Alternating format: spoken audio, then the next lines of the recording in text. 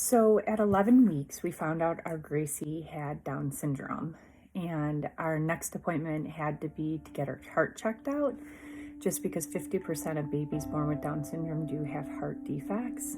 We were hoping that if she had to have a defect, it would be the most common defect, which is AVSD, basically a hole in the heart, because the surgery from that is usually a very good outcome. So unfortunately, they did find out that half her right side of the heart did not fully develop, and she also had a narrowing of the aortic arch.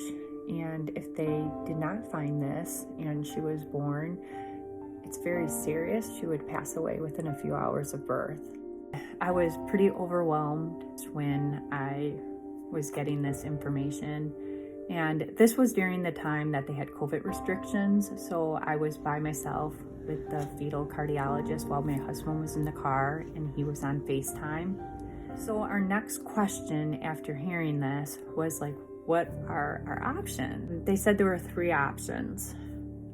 We could plan to go forward with the surgery, and it would be a series of surgeries.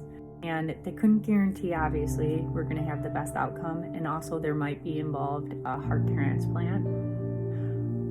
Or the other option was just carry out the pregnancy full term, plan not to do surgery, and work with palliative care and let her pass naturally right after birth. When she was talking about this option, I was beginning to get a little upset.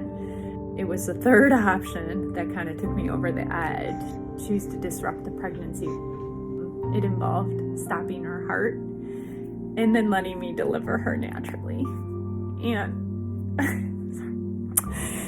this was the point that I lost it. I explained to her about when I lost my twin boys around 20 weeks, and it was heartbreaking to hold my lifeless babies in my arms. So the doctor was smart. She knew that she pretty much lost me at this point, and she asked Andy if he was nearby, if he can come in the office. So he did. And the appointment kind of changed from this point on. There was a little bit less Kleenex being used because the doctor was sharing with us the best case scenario if we went with surgery, and that this child could live to 50, 60 years and all the surgeries can go well. So when we left that appointment, I felt much better about what the future was for Gracie. So it's interesting because so far, she's had her 2 open heart surgeries, and she's followed the story of the best case scenario. I mean, we still have a 3rd surgery we have to go through, and there's always heart transplant.